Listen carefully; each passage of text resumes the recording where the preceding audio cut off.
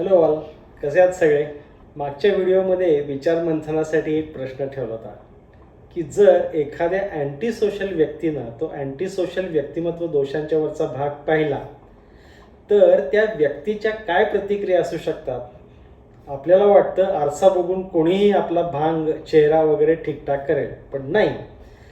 अंतर्दृष्टीचा अभाव हे महत्त्वाचं लक्षण यांच्यामध्ये असतं. हे लोक हा व्हिडिओ खूप लक्ष देऊन पाहतील, पण सुधारण्यासाठी नाही तर शिकण्यासाठी. लोकांना फसवण्यासाठी किंवा मॅन्युप्युलेट करण्यासाठी सायकॅट्रीचे कोणते शब्द वापरता येतील याचा ते विचार करतील. त्यांना पश्चाताप होण्याऐवजी तुमची माहिती एक टूल वाटू शकते. यांच्या मेंदूची जडणघडणच अशी झालेली असते की एखाद्या विशिष्ट प्रसंगात आपल्याला पश्चाताप दाखवणं फायद्याचं हे कळतं त्यांना, पण तो पश्चातापाचा भाव काही त्यांच्या मनामध्ये कधी उमटत नसतो.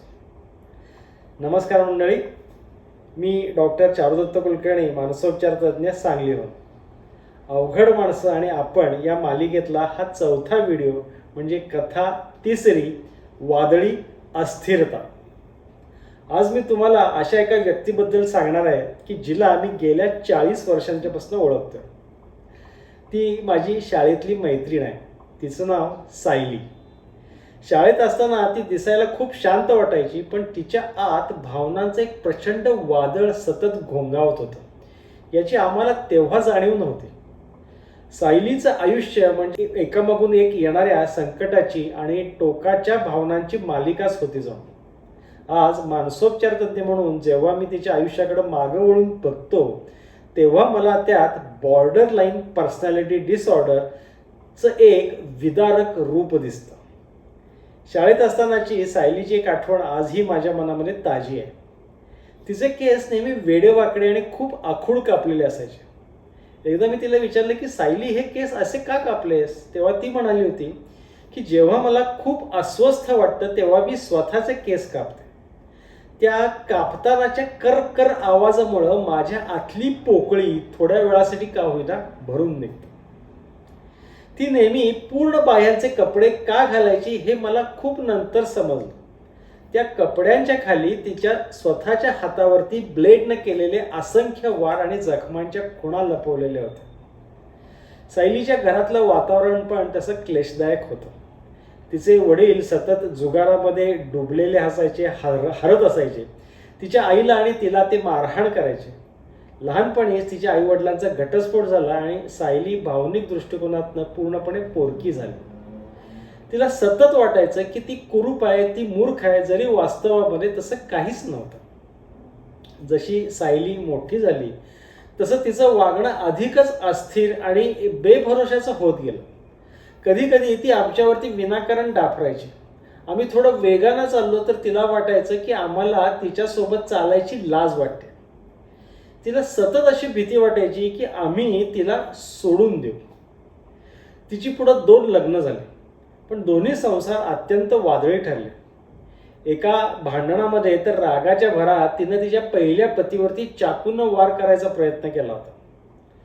मनातला तो रिकामेपणा आणि वेदना विसरण्याकरता ती झोपेच्या गोळ्यांच्या आहारी गेली होती. अनेकदा आत्महत्येच्या धमक्या पण द्यायची. तिला सायकॅट्री हॉस्पिटलमध्ये 4-5दा ॲडमिट सुद्धा करावं लागलं होतं. मंडळी, सायलीमध्ये काय काय दिसत होतं ते आपण बघू. पहिली गोष्ट होती की जवळची व्यक्ती सोडून जायची भीती, फिअर ऑफ अबंडनमेंट. अस्थिर नाती, अनस्टेबल रिलेशनशिप. स्व ओळख अत्यंत अस्पष्ट, आयडेंटिटी डिस्टर्बन्स. आवेगशीलता म्हणजे इम्पल्सिव्हिटी. आत्मक्लेश म्हणजे सेल्फ हार्म. भावनिक अस्थिरता म्हणजे मूड इन्स्टॅबिलिटी. रिकामेपणा म्हणजे एम्प्टीनेस. ती म्हणायची, अरे डॉक्टर, आत काहीच उरलेलं नाही आहे, मी जिवंत असून मेल्यासारखी आहे. तीव्र राग. पॅरानोया म्हणजे संशयीपणा. आणि डिसोसिएशन म्हणजे संकटाच्या वेळी तिला असं वाटायचं की ती तिच्या शरीरात नाहीच आहे, ती स्वतःला लांबून बघते. डायग्नोस्टिक आणि स्टॅटिस्टिकल मॅन्युअलमधली या बॉर्डरलाईन पर्सनॅलिटीची लक्षणं मी अजून एका माझ्या डॉक्टर पेशंटची सांगतो तुम्हाला. आमचा हा डॉक्टर अर्णव 25 वर्षांचा, दिसायला स्मार्ट, पण मनामध्ये मात्र कायमचा गोंधळ. गर्लफ्रेंडनं फोन उचलला नाही की याला वाटायचं आता सगळं संपलं. तो तिच्या घराबाहेर रात्रभर बसून राहतो. इथं सोडून जायची भीती. नाती अस्थिर. ज्या सिनियर डॉक्टरला तो गुरु मानतो त्यांनी एकदा त्याला चूक झाल्यानंतर दाखवली त्याला, तर अर्णव म्हणतो की हे लोक माझ्या प्रगतीवरती जळतात. एका वर्षामध्ये त्यानं 3 स्पेशलायझेशन्स बदलली. कधी त्याला सर्जन व्हायचं असतं, कधी त्याला गायनेकोलॉजिस्ट व्हायचं असतं, तर कधी सगळं सोडून अध्यात्मामध्ये घुसायचं असतं. आपण नेमकी कोण आहोत आणि काय करायचं आयुष्यात याचा पत्ता नाही. टेन्शन आलं की अर्णव भरधाव वेगानं बाईक चालवतो आणि किंवा विनाकारण महागडी गॅजेट्स विकत घेतो. म्हणजे इथं इम्पल्सिव्हिटी दिसते. भावनिक त्रास झाला की तो स्वतःला सिगारेटचे चटके घेतो. तो म्हणतो की ही वेदना मला जिवंत असल्याची जाणीव करून देते. म्हणजे आत्मक्लेश हे लक्षण याच्यामध्ये आहे. वॉर्डमध्ये पेशंट बरा झाला की अर्णव नाचतो, पण पेशंटच्या साध्या साध्या तक्रारींना तो दिवसभर मग डोकं धरून बसतो. म्हणजे इथं भावनिक अस्थिरता आहे. कितीही कौतुक केलं त्याचं तरी रात्री तो म्हणतो हे सगळं व्यर्थ आहे, माझ्या आयुष्यात काही अर्थच राहिलेला नाही. म्हणजे जो एक सेन्स ऑफ एम्प्टीनेस, रिकामेपणा जो भरून राहिलेला आहे तो सतत असतो त्याच्यासोबत. भयंकर राग येतो. म्हणजे वॉर्डमध्ये एकदा तर त्यांना रागाच्या भरामध्ये लॅपटॉप फेकून दिला होता. कारण का, तर प्रिंटर वेळेवरती चालला नव्हता. आणि शेवटचा मुद्दा पॅरानोया म्हणजे संशयपणा. त्याला जास्त टेन्शन यायला लागलं की त्याला असं वाटतंय की हॉस्पिटलमधले सगळे लोक मिळून त्याचं लायसन्स रद्द करण्याचा प्लॅन करतायत. म्हणजे संशयपणा पण इथं अधूनमधून डोकावत राहतो. हे बॉर्डरलाईन स्वभाव आयुष्याच्या उत्तरार्धात थोडे संत होतात. सायलीच सांगतो की आता सायली 52 वर्षांची आहे. वयानुसार आणि अनेक वर्षांच्या उपचारानंतर आता तिचं आयुष्य थोडं स्थिर झालंय. ती एका ट्रॅव्हल एजन्सीमध्ये चांगलं काम करते. आजही ती पूर्णपणे आनंदी नाही, पण पूर्वीसारखा तो संताप आता उरलेला नाही. आजही ती नवीन नातं जोडायला घाबरते, कारण तिला तिच्या जुन्या जखमांची भीती वाटते. जरी सगळं अगदी छान नसलं तरी भावनांची वादळ आता बरीचशी निवळलेली आहे. आता नातेवाईकांच्या करता सर्व्हायव्हल मंत्र. बॉर्डरलाईन व्यक्ती या कोमल त्वचेच्या रुग्णांच्या सारख्या असतात की ज्यांना जगाचा साधा स्पर्श सुद्धा वेदना देतो. त्याला तिरस्काराची नाही तर शिस्तबद्ध प्रेमाची आणि योग्य उपचारांची गरज असते. या व्यक्तीसोबत राहणं म्हणजे एखाद्या सक्रिय ज्वालामुखीच्या शेजारी घर बांधण्यासारखं असतं. कधी निसर्ग सौंदर्याचा आनंद मिळेल तर कधी गरम लावा अंगावरती येईल, नेम नाही. जर तुमच्या आयुष्यामध्ये अशी एखादी सायली किंवा असा एखादा डॉक्टर अर्णव असेल तर स्वतःची मनःशांती जपण्यासाठी त्यांना खरोखर मदत करण्याकरता हे आता नीट समजून घ्यायचं. सगळ्यात पहिल्यांदा हा साचा ओळखायचा. म्हणजे आधी हे डोक्यात पक्क करायचं की हे लोक मुद्दामून नाटक करत नाहीत किंवा तुम्हाला मॅन्युप्लेट करत नाहीत.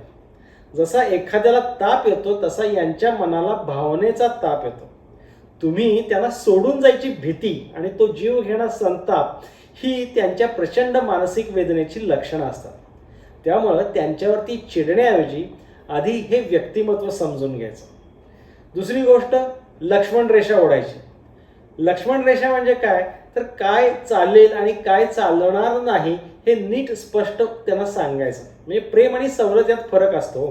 म्हणजे जर तुमचा पार्टनर किंवा नातेवाईक तुमच्यावरती ओरडत असेल, तुमचा अपमान करत असेल तर शांतपणे पण ठामपणे त्याला सांगायचं की तू रागवायला आहेस हे समजतंय मला, पण ओरडून बोलणार असशील तर मी संवाद साधणार नाही आणि तिथनं निघून जायचं. म्हणजे त्यांना हे समजू द्यायचं की त्यांचं वागणं तुम्हाला स्वीकारार्ह नाही आहे. त्यांच्या भावनांना हो म्हणायचं, कृत्याला नाही. ती म्हणते की मला खूप भीती वाटते तर म्हणा हो, मी पाहू शकतोय तू खूप अस्वस्थ आहेस. पण ती जर समजा म्हणत असेल की तू मुद्दाम उशिरा आलास, तुझं बाहेर अफेअर आहे, तर त्याला हो म्हणायचं नाही.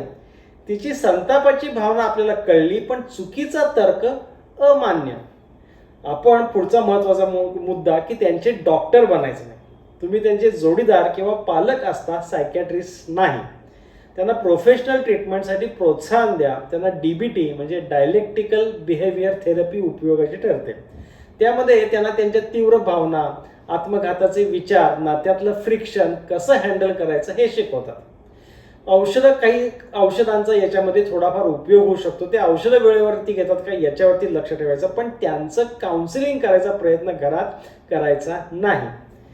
त्यांच्याशी बोलताना आय म्हणजे मी, मला, माझं अशी स्टेटमेंट्स वापरायची. आय स्टेटमेंट्स म्हणतात त्याला. म्हणजे भांडण लागलं की तूच असा आहेस, तूच असा वागतोस असं म्हणण्यापेक्षा मला तुझ्या ओरडण्यामुळे त्रास होतोय किंवा मला खूप असुरक्षित वाटतंय असं बोलायचं. त्यामुळं समोरचा डिफेन्सिव्ह होत नाही. आगीमध्ये तेल ओतण्यापेक्षा पाणी कसं टाकायचं हे शिकायचं. पुढचा महत्त्वाचा मुद्दा की स्वतःचं आयुष्य केंद्रस्थानी ठेवायचं. म्हणजे बऱ्याचदा नातेवाईक यांच्यामध्ये इतके गुंतून जातात की त्यांचं स्वतःचं आयुष्य संपून जातं. तुमचे छंद, तुमचे मित्र, तुमचं व्यायाम अजिबात सोडायचं नाही. जर तुम्हीच कोलमडलात तर त्यांना कोण सावरणार? त्यांच्या स्वभावाला तुमच्या घराचा मालक बनू द्यायचा नाही. त्यांच्या आत्महत्येच्या धमक्या तेव्हा काय करायचं तर डोळे उघडे ठेवायचे. जर ती व्यक्ती म्हणत असेल की मी स्वतःला संपवेन तर त्याला नाटक म्हणून दुर्लक्ष नाही करायचं. लगेच तज्ज्ञांशी किंवा हेल्पलाईनशी संपर्क साधायचा, कारण सुरक्षा इथं सगळ्यात महत्त्वाची. आणि शेवटचा मुद्दा की स्वतःची थेरपी करून घ्यायची.